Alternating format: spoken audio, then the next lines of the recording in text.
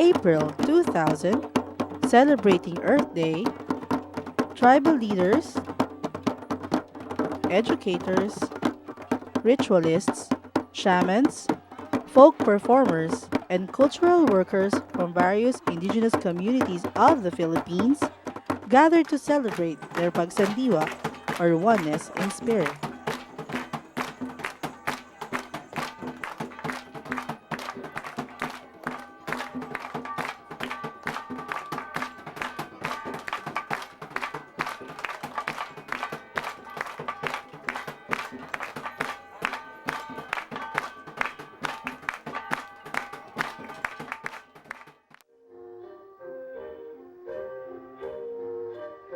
The 5-day festivities was held in a humble, remote village of the Aita community in Botolan, Zambales. Traveling from faraway places, representatives from the Kalinga, Nalanguya, Kankanay, Tiboli, Sama, Tausug, Bajau, Talaandig, Dumagat, Ibaloy, and Aita tribes converged to share their stories, their joys, dreams, and visions in music, dances, and rituals. Kung sa kultura po ang ating pag-uusapan, diyan po kami natutuwa. Bagamat kami pong inyong dinatnan dito ay ang kultura po ang aming pinapanatili. Ang kultura po ay sa totoo, kahit professional ka na, kung katulad mong katutubo ang kaharap mo, huwag kang gagamit ng dayuhang salita.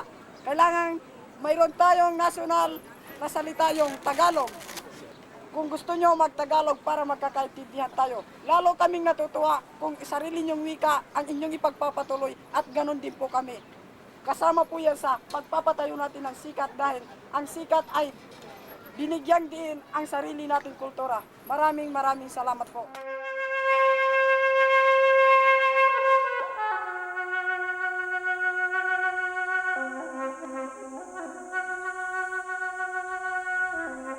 The host Aita tribe themselves have a rich story to tell. They were farmers and hunters who lived in the slopes of Mount Pinatubo. But tragedy struck the community when the volcano erupted in fury in 1991. The community fled their mountain sanctuary and journeyed for many years, living in misery and poverty. After almost 10 years of wandering, they settled in the village of Bihawo at the foot of a mountain range and began to rebuild their community. And today, as hosts of the festival, they tell their stories to their tribal brothers and sisters from faraway lands.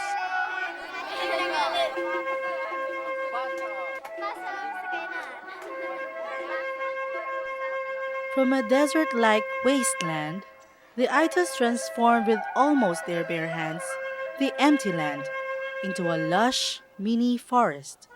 They planted trees, built houses, dug farmlands and irrigation, and established their own cooperative.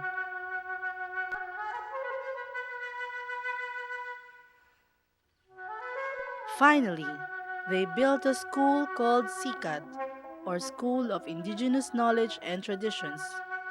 To the Aitas, their cultural heritage is the soul of their existence, and the school's SICAT, they believe, will be the repository of their ancestral beliefs and wisdom. Kami mga Aita, naghihinayang kami dahil ninakaw ang aming kaalaman. Yun ang gusto natin ngayong ilalagay sa Sikat School na maidokumento lahat ng kaalaman na napakayaman na nanggaling sa ninuno namin na siyang pwedeng ikakaganda ng ating kalikasan. There are more than 110 ethnic tribes and cultural communities in the Philippines whose cultures and traditions are in varying states of extinction. Decades of destructive socio-economic ventures in the guise of development and assimilation have resulted in widespread cultural and economic displacement of these communities.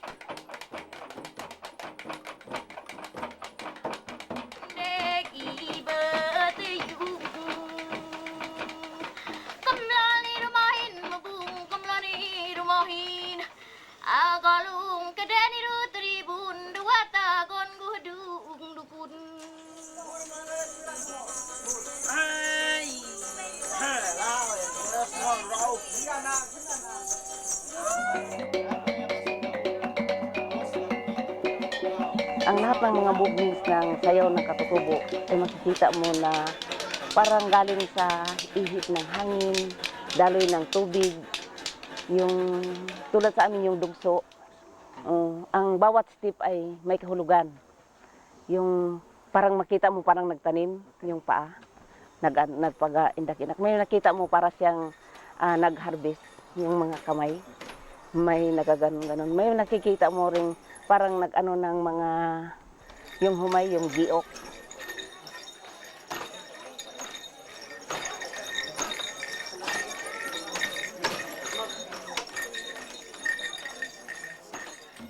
Yung makita mo yung war dance, may war dance na parang welcome sa pagtitipon. May nakikita ninyong parang nagdepensa siya sa teritoryo na walang makapasok na ano na tao. Yung may abot na kontra, may depensa. Yung maraming shipping na lahat ay may kahulugan doon sa sa kalikasan ang kanan ng mga movements.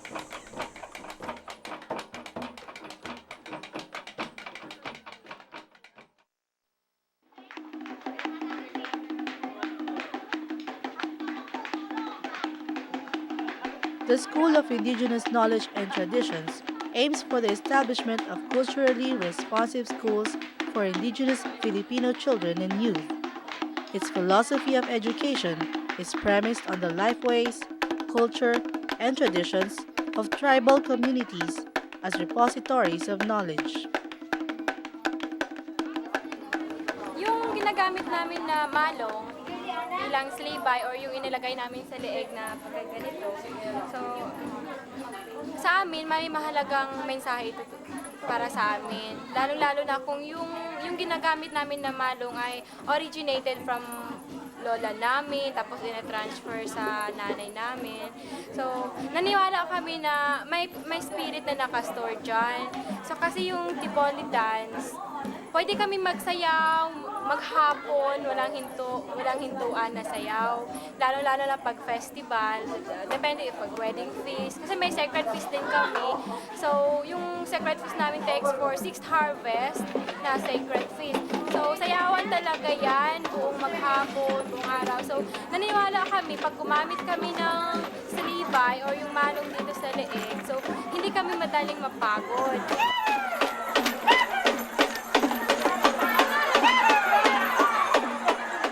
Kasi yung mga nakakatanda ng tribo, sila ang tumanggap ng mensahe mula sa kanilang mga ninuno para malaman kung ano ba ang kultura ng isang Aita. Ano ba ang kultura ng isang Kalinga? Ano ba ang kultura ng isang Tiboli? Ano ba ang kultura ng isang Ibaloy, ng isang Talaandig? Ang ibig sabihin, sila ang otoridad. At likas sa lahat, sa kanilang pagiging otoridad, ang kulturang pinag-usap-usapan nila, ang kulturang binabanggit nila ay kaugnay sa kanilang buhay. Na kung kalimutan na nila ang pagbanggit ng kulturang yan, kung kalimutan nila ang pagtaguyod at pagsulong ng kulturang yan, ang ibig sabihin, ang kulturang yan ay mamamatay na. At pag namamatay na ang mga matatanda na hindi na isalin sa kabataan katulad ng mga kabataan natin ngayon, ibig sabihin, namatay na ang kultura. Pag namatay na ang kultura, patay na ang tribo. Patay na ang mga pamayanan ng katutubo. Sa loob ng 14 na taon na paglilingkod ko sa mga katutubo na iba, hindi ko pa rin kayang sabihin na kilalang kilala ko na sila at alam na alam ko lang ang walang kultura. Walang nagtanong sa akin, "Sister, saan ba ang simbahan? Saan ba ang inyong chapel?" Walang nagtanong. Ang ibig sabihin, pinipresume ko, ng mga taong nandito ay nakakaintindi sa kultura ng mga katutubo. Kung nagdadasal sila, nakikidasal ako. Kung anong ginagawa nila, ginagawa ko. Kasi kung kami naman ang nagdasal, nakikidasal din sila sa amin. Walang pilitan. Yun ang mutual respect. Kaya dugo ng baboy ang ginagamit namin. Buhay yan. Simbolo yan ng buhay. Na kapag wala kang dugo ang isang tao, mamamatay ka. Kaya sagrado ang ano namin sa dugo. Buhay namin yan eh.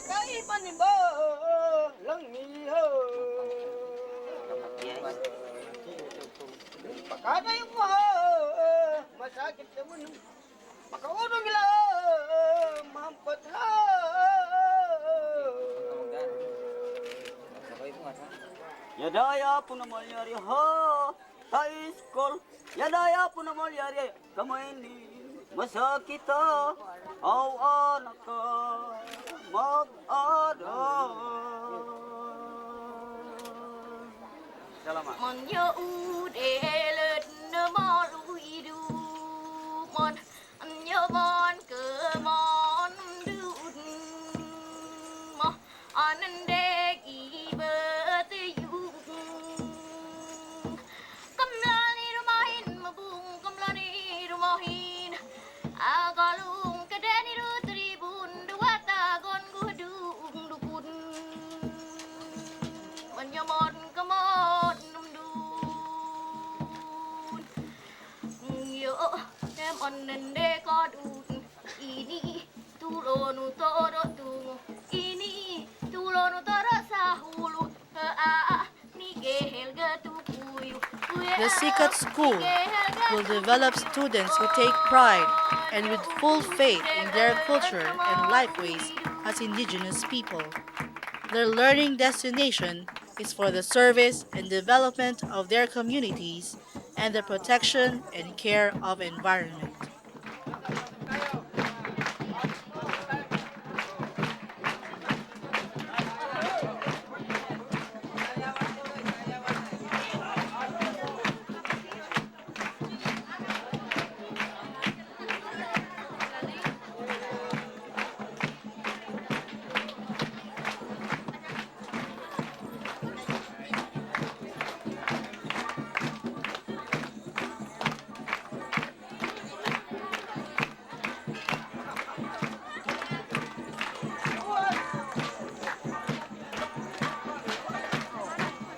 And so today, there is cause for celebration.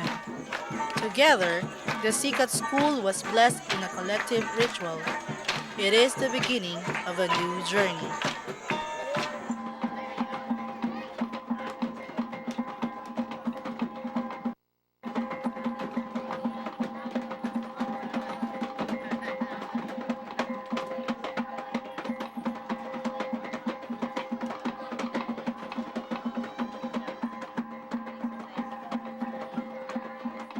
Sa lahat ng mga katutubo ay ipatuloy ang inyong paghawakang kamay. Ipatuloy ang inyong pagkakaisa. Pagbahaginan na ng inyong buhay at kultura. At pagsasabuhay sa katutubong eskwelahan, sa katutubong edukasyon na sinasabi natin ang malaya at masasabi natin inyong eskwelahan, inyong curriculum, inyong kaunlaran at inyong pagsasakapangyarihan. Mabuhay ang katutubong Pilipino!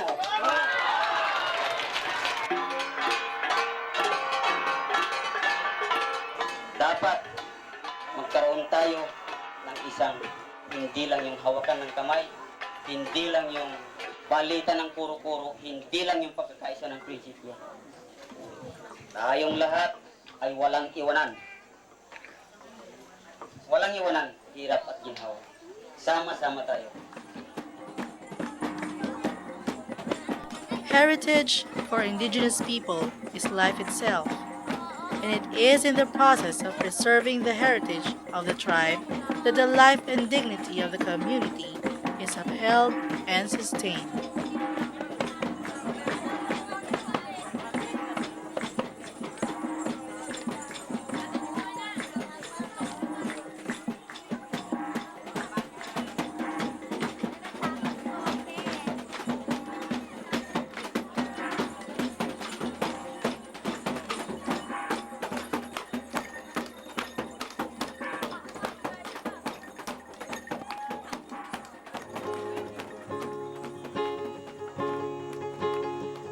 palupad hupan yo, iba din na pundutong.